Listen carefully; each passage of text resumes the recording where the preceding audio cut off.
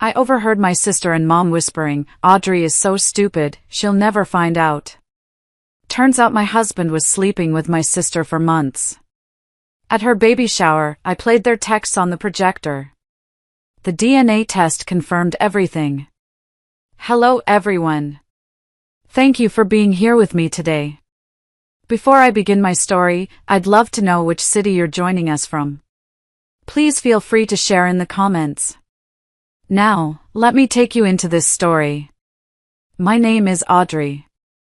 And for those of you who have been with me for a while, well, you know I only come here to talk when something heavy is on my heart. I'm going to need you to bear with me today. This is a hard one to tell. I'm 29 years old, and up until a few months ago, I thought my life was a quiet success story. I own a small digital marketing firm that I built from the ground up, literally from my spare bedroom with a second-hand laptop and a whole lot of coffee. Now we have a nice office downtown, a dozen employees, and a roster of clients I'm genuinely proud of. I live in a home that I love, a cozy 2-story colonial with a wraparound porch that my husband, Garrett, and I bought 2 years ago. I thought I had it all, a career I was passionate about, a home filled with love, and what I believed was a supportive family and a small circle of good friends. That's the picture, isn't it? The one we all strive for. The perfect, stable life. I looked at my life, and I was happy. I was content. I thought I had finally outrun the shadows of my past and built something solid, something real. But it turns out the foundations of my perfect life were built on sand, on a web of lies so intricate I never saw it. Not until I overheard a conversation that was never meant for my ears. And as much as it destroyed me, I am so incredibly glad I heard it. Because if I hadn't, I don't know how much longer I would have been the smiling fool in their perfect family portrait, clueless to the betrayal happening right under my nose. It all unraveled at my sister Sylvia's house, during one of our regular weekend family dinners. These dinners had become a new tradition since she and her husband, Warren, moved into their new house. Usually, I try to tune out the little private moments between my mother and Sylvia. The whispered jokes, the shared glances. I've had a lifetime of practice. But that night was different. That night, the whispers weren't about some distant cousin's terrible haircut, they were about me.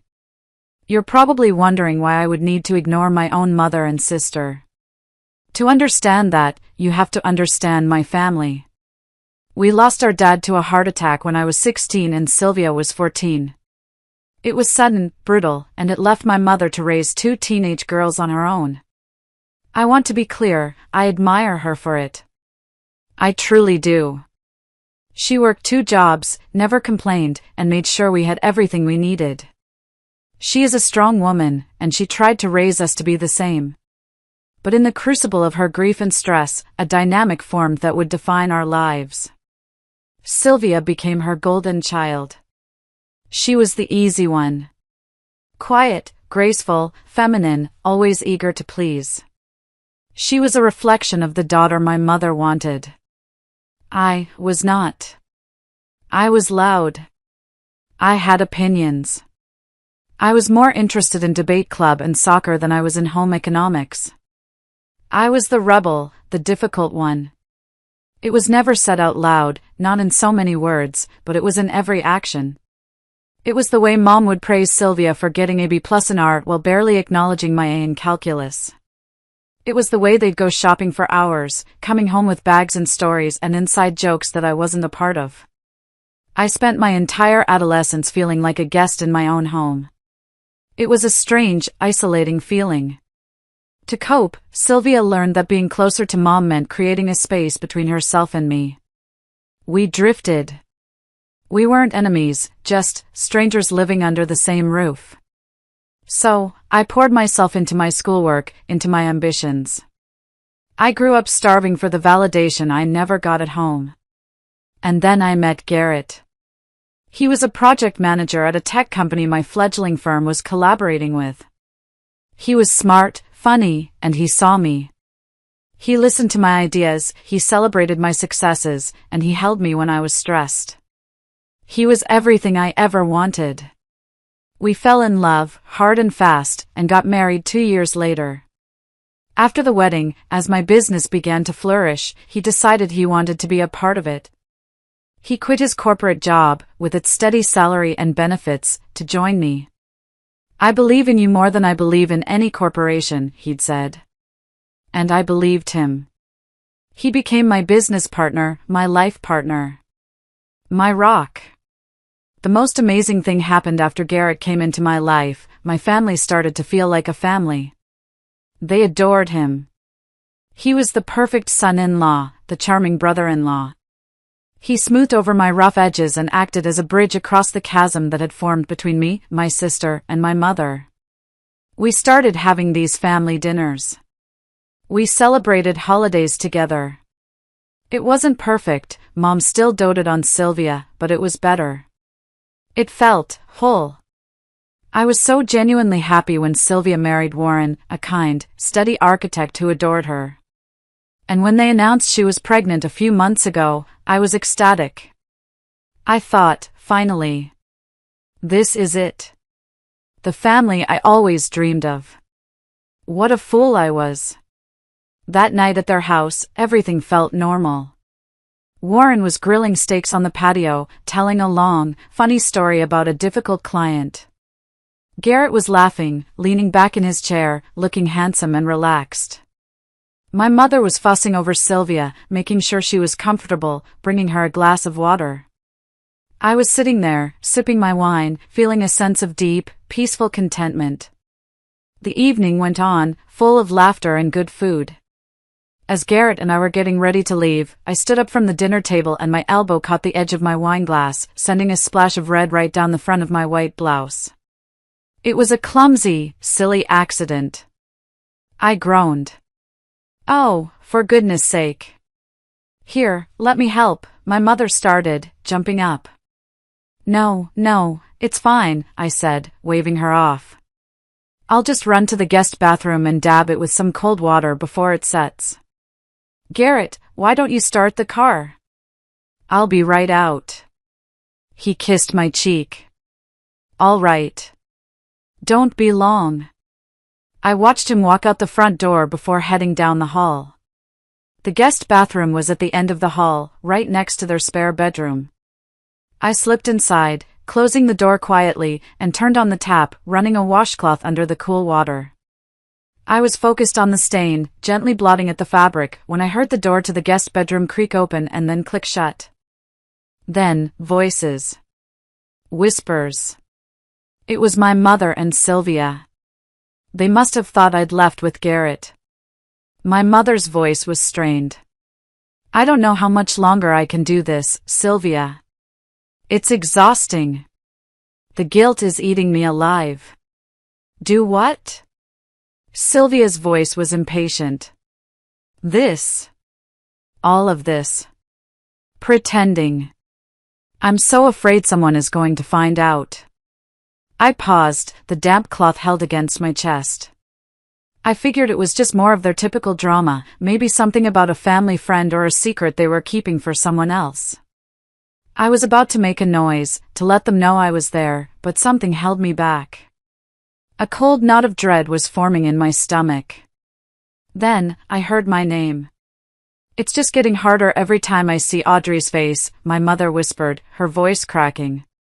And then my sister, my baby sister, replied with a voice as cold and sharp as ice. "Oh, Mom, don't worry about it. You're being paranoid.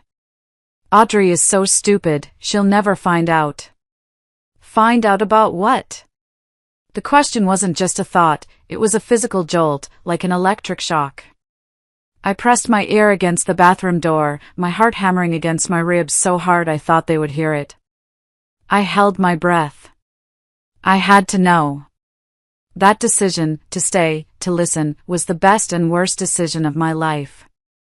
The worst, because the truth I was about to hear would shatter my world into a million pieces. The best, because it finally showed me the snakes I had been sharing my life with. My mother sighed, a long, weary sound. It was a mistake, a terrible mistake. He should have never. It happened, Sylvia cut her off. It was a one-time thing. It's over. Garrett knows it, I know it. We just have to move on. Garrett. The name hit me with the force of a physical blow. I felt the air leave my lungs. My knees went weak, and I had to grip the edge of the sink to keep from sliding to the floor. No. It couldn't be. Not my Garrett. Not with my sister. But they kept talking. It wasn't just a one-time thing, my mother argued, her voice rising slightly. He was here, in your house. I saw them, Sylvia.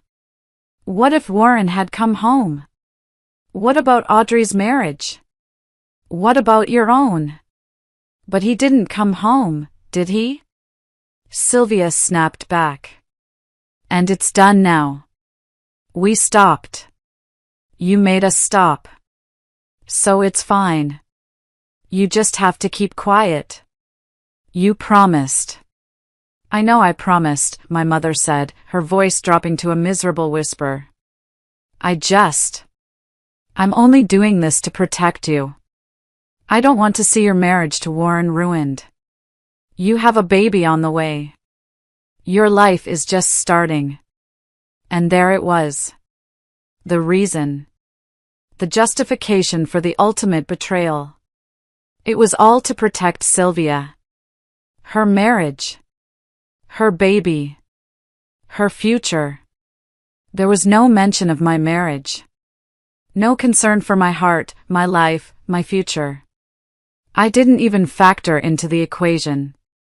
In that moment, I wasn't her daughter, I was just collateral damage in the preservation of her golden child. The pain was so immense, so blinding, I thought I was going to be sick. It was my entire childhood, every moment of feeling second best, of being invisible, crystallized into this single, horrific act of treachery. This time, it wasn't just my mother choosing Sylvia over me. It was my husband, too. The one person on this earth I believed was completely, unequivocally mine.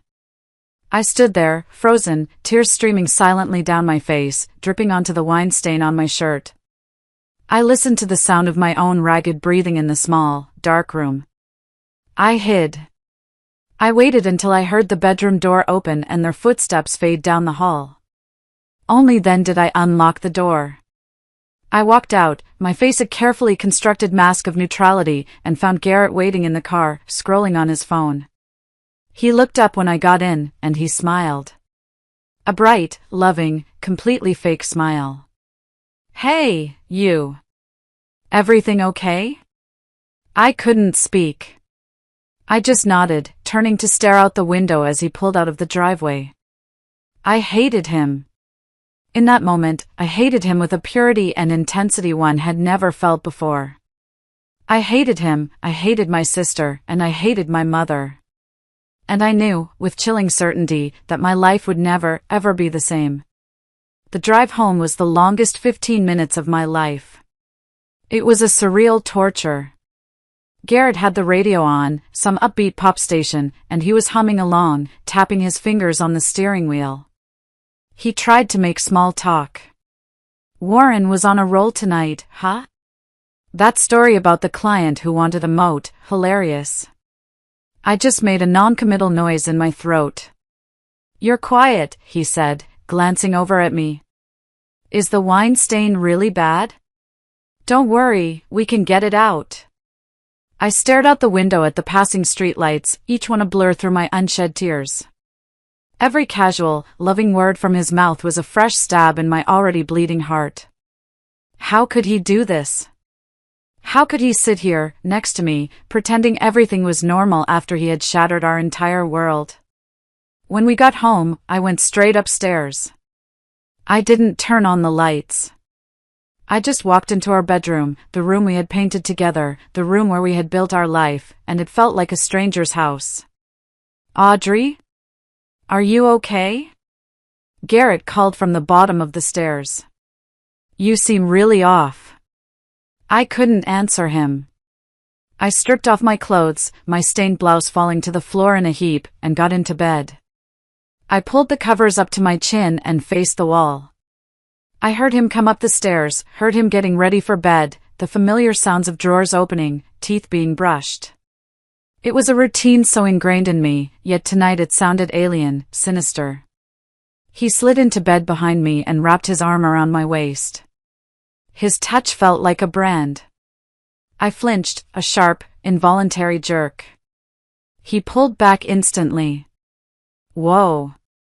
What's wrong? I'm just tired, I mumbled into my pillow, my voice thick. Long week. It was a weak excuse, but he seemed to accept it. He sighed. Okay. Well, get some sleep. I love you. The words hung in the air, toxic and false. I lay there, rigid, listening to his breathing even out as he fell asleep. Asleep. How could he sleep? I stared into the darkness, my mind replaying the whispered conversation over and over again. Garrett knows it, I know it. I'm only doing this to protect you.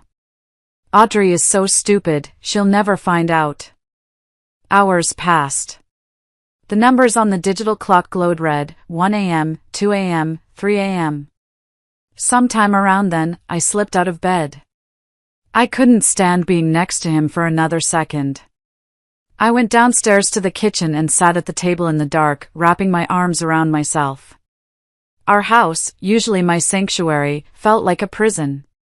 On the fridge was a smiling photo of the two of us from our vacation last summer.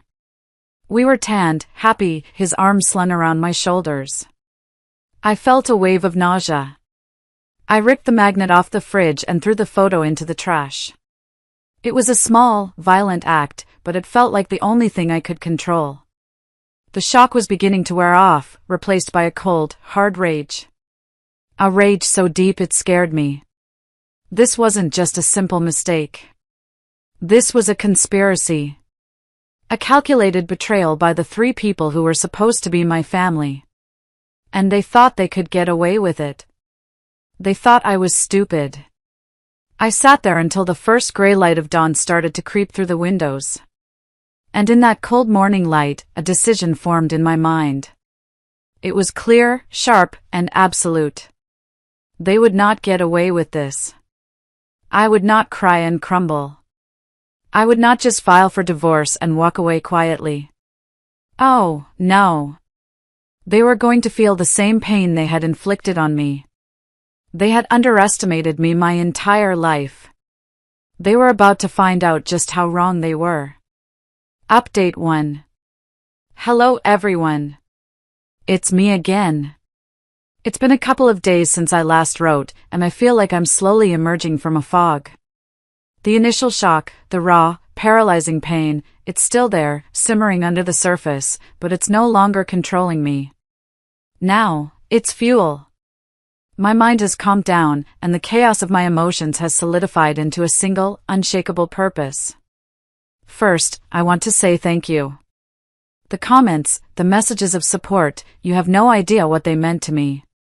To feel the comfort and validation from strangers when my own family was the source of my pain, it was a lifeline. Thank you. Now, I want to address some of the other comments. A few people called me a coward for not confronting them right then and there, for just hiding in the bathroom. I want you to try, just for a moment, to put yourself in my shoes. Your entire reality, the foundation of your life, has just been obliterated by a few whispered sentences. It felt like my brain just short-circuited. My only instinct was survival, and that meant getting out of that house, away from their lying faces, as quickly as possible. It was my misfortune that I had to share a car ride with the architect of my misery, but that doesn't make me a coward. It makes me a survivor.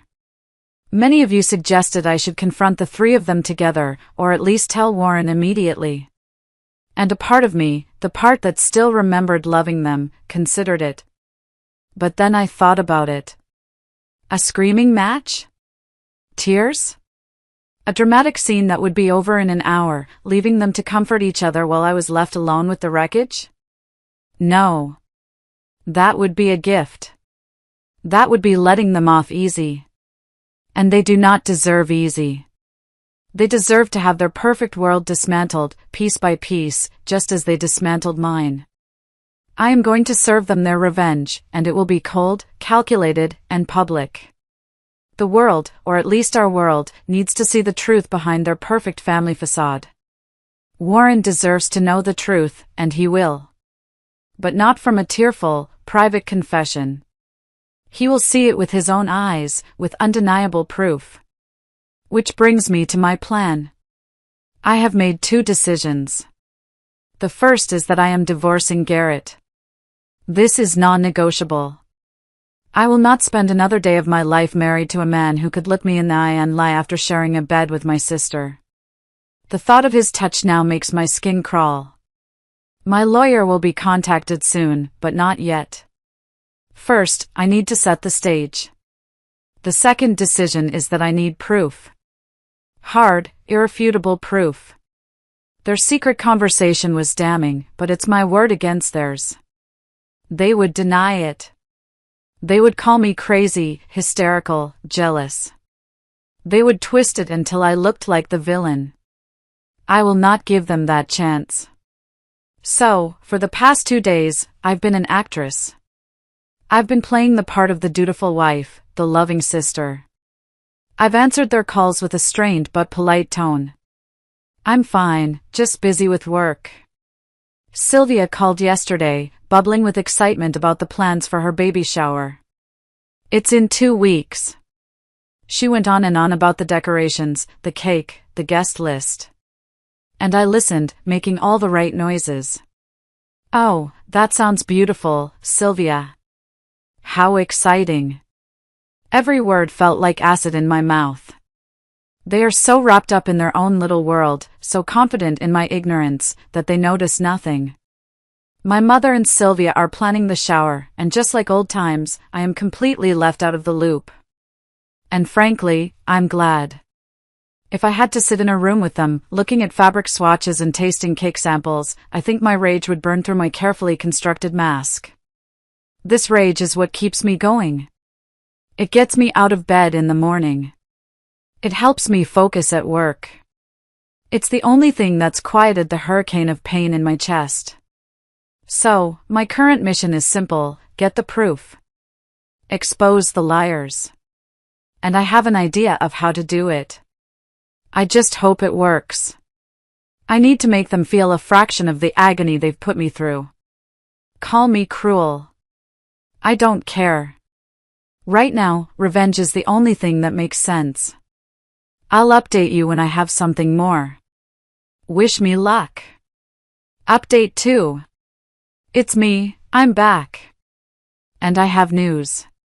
It's barely been a week since I decided to pursue this path, and I've already hit the jackpot. My plan, my crazy, extreme, last-ditch plan, it worked. It worked better than I could have ever imagined. As I told you, I needed proof. I couldn't find anything on my own. Garrett is careful, I'll give him that. But he made one crucial mistake. He underestimated me, and he got comfortable using the company Wi-Fi for his personal business. There's a young man in my IT department, Mark. He's brilliant, quiet, and fiercely loyal. I called him into my office last week and closed the door. I told him I had a sensitive, personal matter and that I needed his absolute discretion. I explained that I had reason to believe my husband was misusing company resources and I needed to verify it. It was a partial truth, but it was enough. I offered him a significant bonus for his time and his silence. He simply nodded and said, "I'll see what I can find, Audrey." 2 days later, an email from Mark landed in my inbox. The subject line was simple: confidential. Attached was a single, password-protected zip file. My hands were shaking so hard I could barely type in the password he'd given me. The file opened, and there it was. A folder. And inside that folder was a treasure trove of their deceit. It was so much worse than I thought. I had foolishly assumed it was a one-time mistake. A drunken, regrettable night. No. It was a full-blown affair. Garrett's phone, which Mark had managed to mirror, was a sewer of their secrets. There were dozens and dozens of text messages between him and Sylvia. Messages filled with plans, with longing, with things they'd said to each other that I couldn't even bring myself to fully read. The affair started on that camping trip 2 months ago. The one I couldn't go on because of a major project deadline, and Warren had to miss because he had the flu. While I was working late nights and Warren was sick in bed, they were starting this. There were pictures. Selfies of the two of them, smiling by a campfire, their heads close together. It looked so innocent, but now, knowing the truth, it was sickening. And it didn't stop when they came back to the city. They met multiple times. They used work as their excuse. Have to meet a client, Garrett would tell me. Going out with girlfriends, Sylvia would tell Warren. They met for lunch. They met for drinks. They met at a hotel. And they met at Sylvia's house, in the home she shared with her husband, when he was out of town on business trips. There were more pictures. Intimate, disgusting selfies they had taken in Sylvia's bedroom. All of it was tucked away in a hidden folder on his phone, a secret digital life I never knew existed. But once Mark had access, nothing was hidden anymore. They carried on like this for a month. A whole month of lies, of sneaking around, of betraying the two people who trusted them most in the world. And the only reason they stopped? My mother. It was all there in the texts. The frantic messages after my mother came home early from her church retreat and walked in on them. Garrett, your mom knows. She knows. What are we going to do? And Sylvia, ever the calming manipulator, it's okay. I talked to her. She's not going to say anything. She promised. She just said we have to stop. So we stop. It's over. No one else has to know. A secret that was finally out. My mother had known. For a whole month, she had looked me in the eye, hugged me at family dinners, asked me how my day was, all while harboring this disgusting secret. She had a month to tell me. A month to tell Warren. But she chose silence. She chose to protect her golden child's marriage, and in doing so, she actively chose to sacrifice mine. If you thought I was angry before, it was nothing compared to the fury that coursed through me as I stared at that screen. This wasn't just a betrayal, it was a calculated, long-term deception by 3 people. And all of this while Sylvia was pregnant. Pregnant with a child that I now seriously questioned was even Warren's. The only good thing to come out of my mother's discovery was that she did force them to end it. After that day, the flirty, secretive messages stopped. But the damage was done. And now, I had the proof. Screenshots of every damning conversation. Every sickening selfie. It was more than enough. It was enough to burn their world to the ground. I know some of you will think what I'm planning next is cruel. Vindictive. And maybe it is. But right now, I feel like it's the only justice I'm going to get. I need to expose them in a setting where they can't run, can't hide, can't twist the narrative. So, I'm going to do it at Sylvia's baby shower. It's in 2 weeks. All of their friends, their family, Warren's family, everyone will be there to celebrate their perfect life. And I'm going to show them exactly what that perfect life is built on. I know it's extreme. But honestly, after what I've seen, they deserve it. I'll let you know how it goes. I just hope I have the strength to see it through. Update 3. I'm back. It's over. I did it. It's only been a few hours, and my hands are still shaking as I type this. My heart is pounding, and my mind is a chaotic mix of relief, guilt, and a strange, hollow sense of victory. I finally got my revenge. It was wild, it was awful, and a part of me feels terrible about it all. But I had to. I was too broken to just let it go. This afternoon was Sylvia's baby shower. The party was exactly as you'd imagine. Hosted at her and Warren's beautiful home, the backyard was filled with pastel balloons, white tents, and dozens of smiling guests. Warren had gone all out. He was beaming, walking around making sure everyone had a drink, his hand never far from Sylvia's back. He looked so proud, so excited to become a father. Seeing him so happy, knowing I was about to shatter his world, was the hardest part. The guilt was a physical weight in my chest. But I had to do it. For me. And in a way, for him too. He deserved the truth. I spent the first hour playing my part. I mingled. I smiled. I made small talk. I hugged my mother, who told me how lovely I looked. I hugged Sylvia, who thanked me for coming and complained about her swollen ankles. Garrett stayed close to me, the perfect, attentive husband, completely oblivious to the volcano about to erupt. Once everyone had arrived and the gifts were piled high, I approached Warren. "Warren," I said, my voice surprisingly steady. "I know there's a schedule for the games and everything, but I prepared a little something for Sylvia. A surprise. Would it be okay if I took a few minutes to share it?" He lit up. "Audrey, of course. That's so thoughtful. Let me get everyone's attention." He tapped a glass with a fork, and the chatter died down. "Everyone, if I could have your attention for a moment. My wonderful sister-in-law, Audrey, has put together a special surprise for my beautiful wife."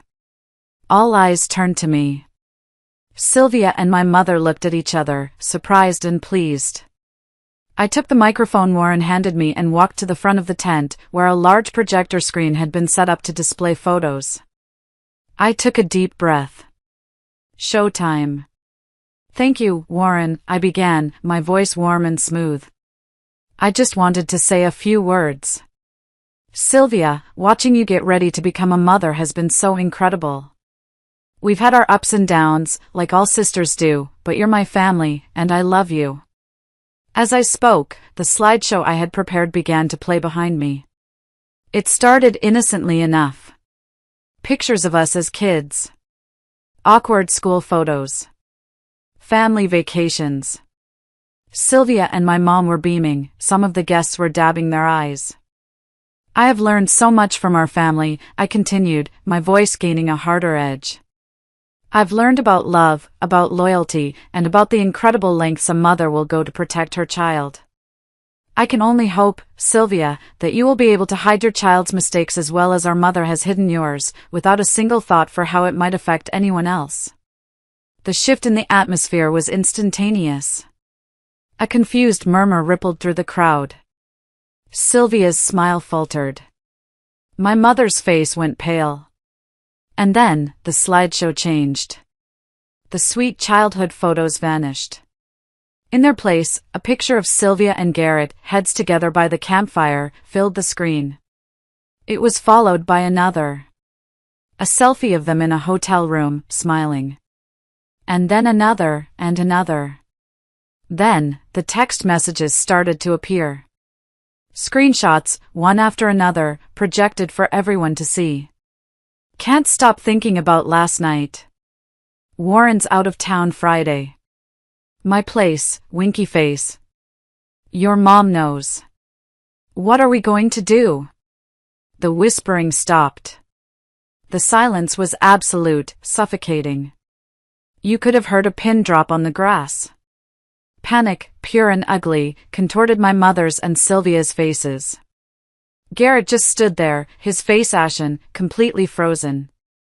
But it was Warren's reaction that will haunt me forever. He just stared at the screen, his face a mask of disbelief. Then he slowly turned to look at me, his eyes wide with a dawning horror. He took a few steps forward, closer to the screen, as if seeing it up close would make it less real. He looked back at me, his voice a hoarse whisper. "Audrey, is this real?" I met his gaze, my heart breaking for him, and gave him a slow, deliberate nod. To drive the point home, I raised the microphone one last time. My voice was cold and clear. "And Garrett," I said, turning to my husband. "You can pack your things. You'll be hearing from my divorce lawyer on Monday. That's when the dam broke. Sylvia let out a sob and tried to go to Warren, but he recoiled from her touch as if he'd been burned. He just turned and walked away, pushing through the stunned crowd and disappearing into the house. Sylvia crumpled, crying hysterically, and my mother rushed to her side. But as my mother tried to hug her, Sylvia shoved her away, screaming, "This is your fault. You should have stopped me. You should have taught me better. You ruined my life." The guests were frozen, watching the perfect family implode in real time. I had given them a show, all right. My work here was done. I placed the microphone carefully on the table and walked away. I didn't look back. As soon as I got to my car, my phone started blowing up. Texts and calls from Sylvia, blaming me. From Garrett, begging me to talk to him. He even showed up at the house later, banging on the door, but I didn't let him in. This is my house, bought with the money from the business I built. I wasn't letting a cheater back in. It's been a few hours, and the calls have finally stopped. The adrenaline is fading, leaving behind a profound emptiness. I keep replaying the scene in my head, Warren's heartbroken face, Sylvia's screams. I can't help but wonder, did I go too far? What do you guys think? Final update. I know it's been 3 months. I needed to let the dust settle, to let the storm I created pass before I could even begin to process it all and give you an update. Life has been chaotic. But things are finally starting to find a new, strange kind of normal. First, the divorce. Yes, I'm getting one. My lawyer, a sharp, no-nonsense woman named Helen, filed the papers the Monday after the party, just as I promised. She says it should be finalized within a few months. Garrett tried to contest it, tried to demand mediation, but with the evidence I have, he doesn't have a leg to stand on. It's just a matter of time now. But mine isn't the only divorce in progress. As you can imagine, Warren also filed. After the party, he was beyond furious. He did something I had only thought about, he demanded a DNA test for the baby. He needed to know. And just a few weeks ago, the results came in. To absolutely no one's surprise, our suspicions were correct. Garrett is the father. The day Warren got that report, he served Sylvia with divorce papers. I feel so deeply for him. He was so incredibly excited to be a dad. But I think he realized it was better to cut his losses and get as far away from the toxicity as possible. I heard he moved out of the state to be closer to his own family. I hope he finds peace. Now, for the inseparable mother-daughter duo. Their bond, built on secrets and favoritism, has shattered completely. Sylvia blames our mother for everything. For not stopping her, for not being a better parent, for the divorce, for her entire life imploding. She cut our mother off completely. And in a twisted, karmic way, my mom is finally getting a taste of what it feels like to be excluded by her golden child. For all the years she made me feel like an outsider, she's now on the outside herself. This has had practical consequences, too. Sylvia had been supporting our mother financially for years. With Sylvia's marriage over and her life in shambles, that support is gone. A few weeks ago, there was a knock on my door. It was my mother, looking older and more broken than I had ever seen her. She was crying, begging me for help, for a place to stay, for money. For a moment, I saw the woman who raised me, and I felt a pang of pity. But then I remembered the whispers in the dark, the cold calculation in her decision to protect one daughter at the expense of the other. I looked at her and said, "You made your choice a long time ago, Mom. You chose Sylvia. Now you can live with that choice." I closed the door in her face. I found out last week from an aunt that she's now living in a state-funded senior facility. It's her own fault. As for Sylvia, her life is a wreck. She had quit her job when she married Warren, content to be a stay-at-home wife supported by his generous salary. Now, with no husband, no money, and no support from our mother, she's been forced to get a menial, low-wage job. She's living alone in a cramped, cheap one-bedroom apartment, heavily pregnant with my ex-husband's child, struggling to make ends meet. And speaking of my dear, soon-to-be ex-husband, Garrett has truly hit rock bottom. After he caused that scene at my office, screaming at my assistant and trying to force his way in to talk to me, I had him escorted out by security and fired him on the spot. I also made a few quiet calls to some influential colleagues in our industry. His reputation is now toxic. He's been blacklisted. He lost his job, his high salary, his wife, his home. Last I heard, he was crashing on a friend's couch, trying to find a company that will even interview him. And me? I've been busy. I've been pouring all my energy into my business, which is thriving. And I've been managing the legal mess of the divorce. But keeping busy is a good thing. It keeps the dark thoughts at bay. I also started therapy. My first session with Dr. Miller was hard. We unpacked a lot of the trauma, not just from the betrayal, but from my entire childhood. It's been draining, but necessary. I'm slowly learning to separate my self-worth from the approval of others. I hope, with time, my mental state will continue to improve. So that's the story. That's the chaotic, heartbreaking, and ultimately liberating chapter of my life. I wanted to thank all of you, everyone who made it to the end, for being here, for listening. Your support has been a beacon in a very dark time. If my story resonated with you in any way, please, leave a comment below. It helps more than you know to feel that I'm not alone in this. Thank you, truly, for listening.